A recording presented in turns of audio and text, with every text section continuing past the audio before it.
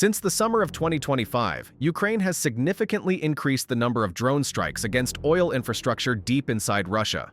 The attacks in August 2025 proved especially effective, when within just a few weeks a series of key oil refineries were put out of action.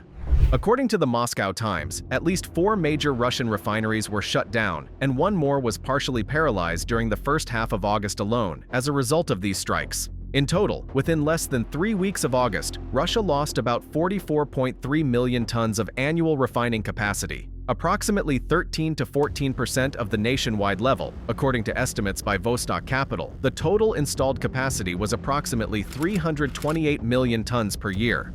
For comparison, in 2024, Russian refineries processed 267 million tons of oil, the lowest figure in the past 12 years. Thus, in a very short time, Ukrainian drones cut out a significant share of Russia's refining capabilities. According to the Ukrainian General Staff and S&P Global analysts, in just 1 week of August alone, facilities with a combined capacity of up to 1.5 million barrels per day, roughly 15 to 20% of the total, were damaged. Russian experts themselves admit that in August, at least 5 refineries had to undergo unscheduled repairs following attacks, meaning that up to 17% of the country's refining capacity was knocked out. It is worth noting that drone strikes against Russia's fuel infrastructure became more frequent and much more effective precisely in the summer of 2025, while throughout all of 2024 Ukrainian forces carried out 29 successful strikes on Russian refineries. In just the first 8 months of 2025, they had already conducted 30 strikes, almost half of them in August. The timing was no coincidence. Summer months represent the peak load period for Russian refineries due to seasonal demand, such as harvests and vacations, so the strikes produced maximum impact.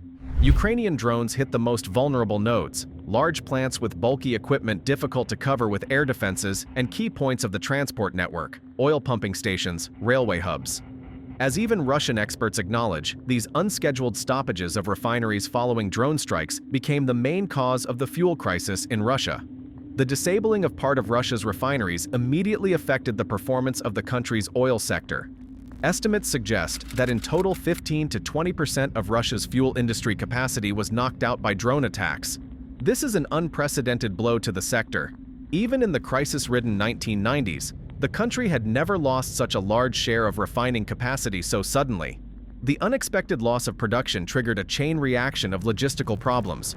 Russian oil companies rushed to redistribute crude and fuel among different regions in an effort to plug supply gaps, but quickly ran into infrastructure bottlenecks. Ukrainian strikes also damaged transport hubs.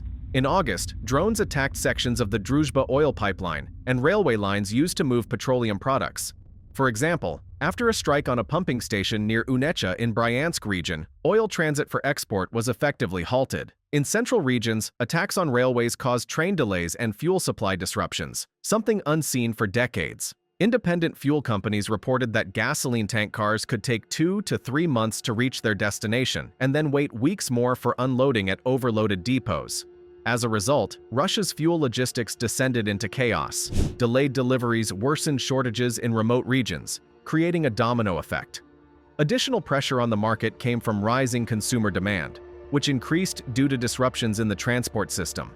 Frequent railway accidents and attacks on air bases forced more people to switch to cars. With fuel supply unstable and public transport working poorly, motorists began stockpiling gasoline just in case, which only aggravated the situation further. In response to the sharp reduction of domestic supply, the Russian government was forced to take emergency measures. Partial restrictions on the export of petroleum products had already been in place since March 1, 2025, aimed at preventing fuel outflow abroad. However, after the August strikes, these measures proved insufficient. On July 28, 2025, Moscow imposed a full ban on the export of motor gasoline until at least the end of August, expanding earlier quotas and restrictions. Initially, the ban mainly applied to traders and small refineries, while large vertically integrated companies could still partially export fuel. But the rapid price growth and shortages on the domestic market forced the government to go further. According to Russian media, on August 14, Deputy Prime Minister Alexander Novak supported the Energy Ministry's proposal to extend export restrictions into September for gasoline producers and even October for other suppliers. Formally, these steps were explained as taking care of the domestic market during the peak consumption and harvest season. But in reality, it was a recognition of the depth of the crisis. A country that had boasted for decades of its oil superpower status was now forced to administratively restrict exports just to avoid leaving its own drivers without fuel. Despite the gasoline embargo, demand could not be fully met. Russian authorities even resorted to fuel imports. In August, it became clear that Russian companies were urgently purchasing gasoline and diesel from Belarus to cover domestic shortfalls. Belarusian refineries quickly increased sales to the Russian market, seizing the opportunity to profit by selling scarce fuel at favorable prices without competition. However, these emergency measures had only a partial effect, as the volumes of imports were incomparable to the lost domestic production. Analysts predicted that the fuel shortage would persist at least until September, until seasonal demand decreased and some of the damaged capacity could be restored. It was noted that Russia was avoiding declaring a nationwide crisis only thanks to the expected seasonal drop in consumption in autumn and the reorientation of fuel flows, but vulnerable regions still remained in distress. At the same time, the shortage so far mostly concerned motor gasoline. Diesel fuel, critical for the army and agriculture, was in less deficit as of August, since its production and reserves were maintained as a priority. The hardest hit were the regions most remote from refining centers, the Russian Far East and occupied Crimea. In Primorsky Krai, gasoline shortages were recorded as early as mid-August. Long lines of cars appeared at gas stations in Vladivostok and its surroundings. Local authorities initially explained the absence of fuel by the influx of tourists during the holiday season, trying to downplay the problem. Almost simultaneously, gasoline began to disappear at filling stations in Zabaikalsky Krai.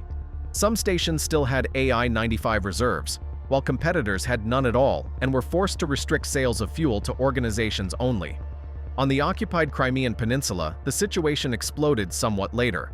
On August 19th, the head of the Crimean administration, Sergei Aksionov, was forced to admit to a gasoline shortage in Crimea, explaining the disruptions by a sharp drop in output at 3 refineries in southern Russia and logistical delivery problems. These included plants shut down by drone strikes, most notably the Volgograd refinery and 2 in Samara, that had previously supplied fuel to Crimea. By the end of August, gasoline rationing was introduced in Crimea. Fuel was distributed only with special coupons and in limited amounts. At the same time, the crisis spread to other temporarily occupied territories. In the so-called Luhansk People's Republic, occupied Luhansk region, the authorities officially admitted shortages of AI-92 and AI-95 gasoline, introducing restrictions of no more than 20 liters per vehicle. In Luhansk towns, long queues formed at filling stations from mid-August, with panic buying driving demand up by 60% within just a few days. The occupation officials blamed delivery delays and confirmed that Ukrainian strikes on fuel infrastructure had significantly reduced reserves. Although they promised additional shipments, in practice the situation remained dire. Residents complained that most stations had no gasoline at all, and where it was available, filling was limited, and queues still stretched long. The Russian Far East also found itself on the brink of fuel collapse. Primorsky Krai, Sakhalin, regions remote from the main oil depots, faced gasoline shortages even though drones had not physically reached these areas. In the Kuril district of Sakhalin region, the situation became so critical that retail sales of gasoline were completely suspended, leaving fuel only for special vehicles and emergency services. This happened in late August, though the preconditions emerged earlier. As it turned out, since March 2025, the Far East had been receiving less fuel from Russian refineries. 3 Rosneft plants in the east, Komsomolsk, Ashinsk, and Angarsk, had significantly cut production of AI-95 gasoline, with combined daily output dropping from approximately 2,800 to 900 tons back in the spring. By August, this resulted in an accumulated deficit. On the St. Petersburg exchange, gasoline for the Far East traded at record prices, and shipments from these plants covered far less than Primory's demand. As a result, the largest regional filling station network, Primor Nefta Product, began selling gasoline at a loss, restraining retail prices but still unable to prevent queues. In the second half of August, the Primory authorities scrambled to double the number of tanker trucks to bring fuel from other regions, but these emergency steps only partially eased tensions. The independent Primorsky Fuel Union declared that the Far Eastern market was functioning under non-market conditions. Supply deficits, exorbitant wholesale prices, and state company dumping squeezed out private players, and in the peak summer season, these factors predictably triggered a crisis. In summary, as of September 5, 2025, Russia's fuel system was under stress unseen in decades. Ukrainian drone strikes had exposed the Achilles heel of the Russian oil sector and unleashed a domino effect. Refinery shutdowns, reduced output, logistical disruptions, regional shortages, panic, and soaring prices. The Kremlin was forced to sacrifice profitable oil exports to refill the domestic market, resorting for the first time since Soviet times to manual control measures. For ordinary citizens, this meant very tangible hardships: hours lost in queues, empty tanks, and drained wallets. And although by late August, early September, the Russian authorities managed to temporarily stabilize the situation through emergency measures, analysts warned if strikes on refineries continue, the crisis could not only drag on into the winter, but also deepen further. It is already clear that Russia's fuel crisis is a strategic outcome of military action, undermining the aggressor state's economic resilience and directly impacting the everyday lives of Russians.